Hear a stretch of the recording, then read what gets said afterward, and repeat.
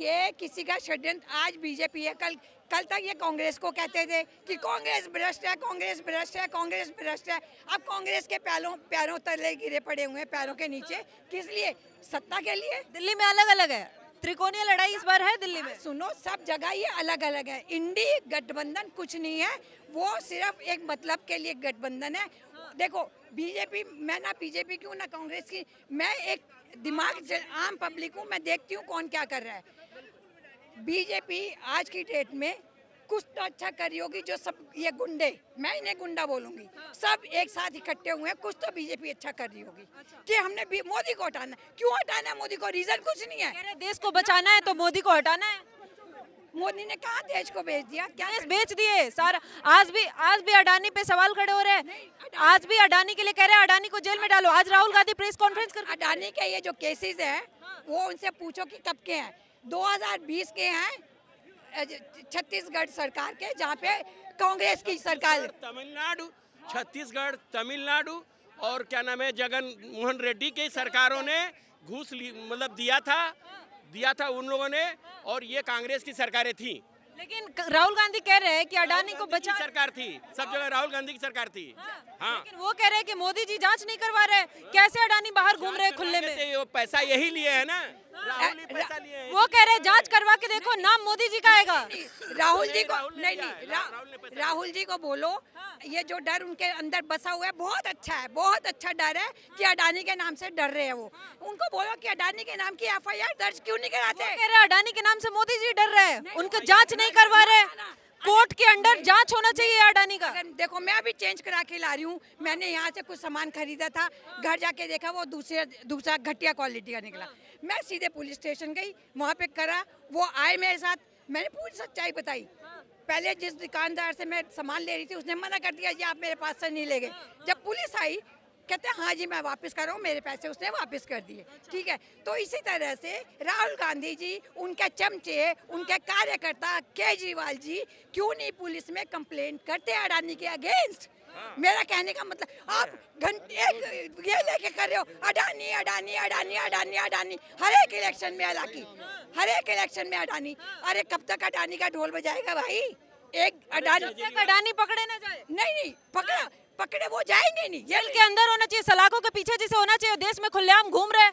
अडानी क्यों पकड़ा जाएगा? एक बात बताओ, मैं एक इंडस्ट्री, मेरी बात सुनो, मैं एक इंडस्ट्री लगाती हूँ। मैंने यहाँ से शुरू करी, टॉय बनाने की मेरी फैक्ट्री है, छोटी सी फैक्ट्री है।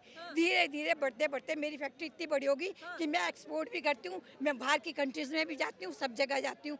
तो वो किसका रिजल्ट है बताओ मेरे को? मेरी मेहनत का। मेरे या और एक कहावत है, सरकार का सपोर्ट है ना, मोदी जी का हाथ है उनके सर पे। देखो एक बात बताओ, एक हिंदी में कहावत है पैसा पैसे को खींचता है? मानते हो? सबके नहीं मानते हो? मानते हो ना?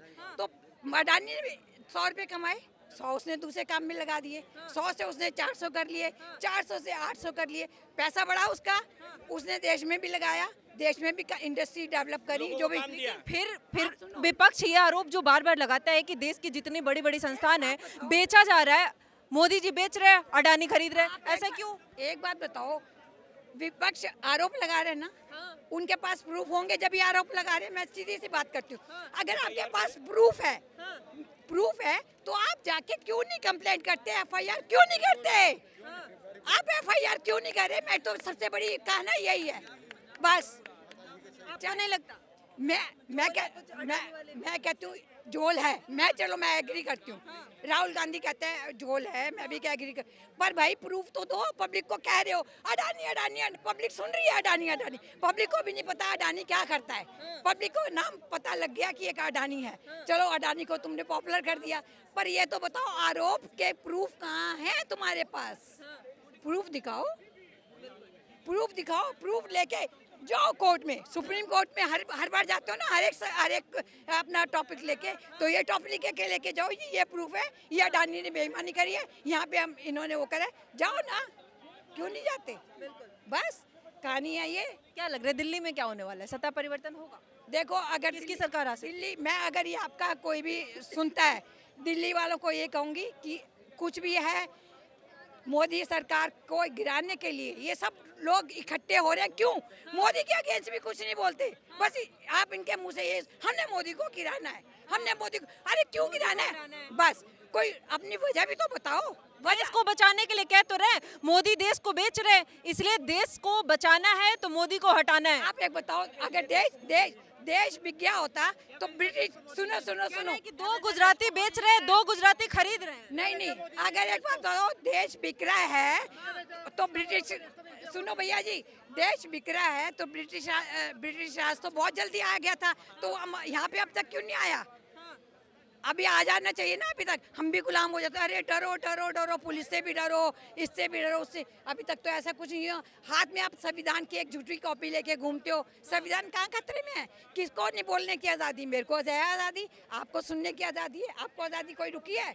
आप जहाँ जाना चाहते हो जा रहे हो, जिससे बात करना चाह रहे हो बात कर रहे हो, आज़ादी पूरी है। बताओ कहाँ पे आपकी आज़ादी को ठेस पहुँचाई है मोदी ने? कहाँ बिक गए आप लोग? आपका कुछ बिका? आप मुझे बताओ, आपका घर बिका? आपकी कार बिकी? आपकी एजुकेशन बिकी?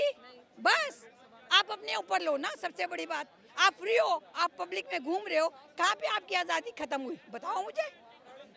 ठीक है, महंगाई किसके राज में नहीं होती? महंगाई का रोना मोदी के राज में ज्यादा है। ना, आप पूरे, मैं कहती हूँ 1947 से उठाओ रिकॉर्ड, और 1 रुपए की रेशो निकालो, और आप अपनी महंगाई की रेशो निकालो, सेम रेशो निकलेगी। तो रेशो वही निकलेगी जो आज है।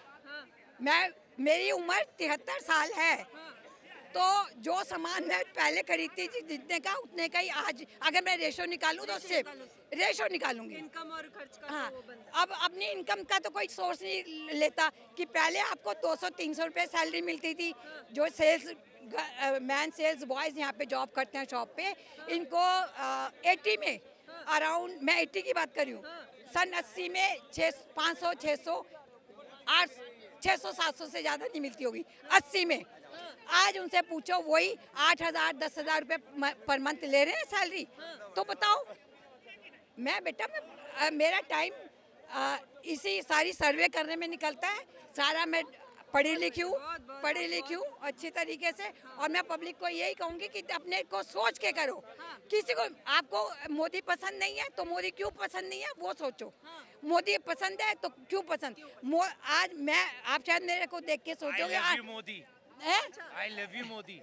मैं आज की डेट में मेरे को देख के लग रहा होगा आंटी बस है। मैं पोस्ट ग्रेजुएट हूँ, कॉमर्स से हूँ, और मैं पूरे ऑलमोस्ट आप कह सकते हो मैं पूरी जगह घूमी हुई हूँ, अमेरिका, फ्रांस, इंग्लैंड, सब जगह।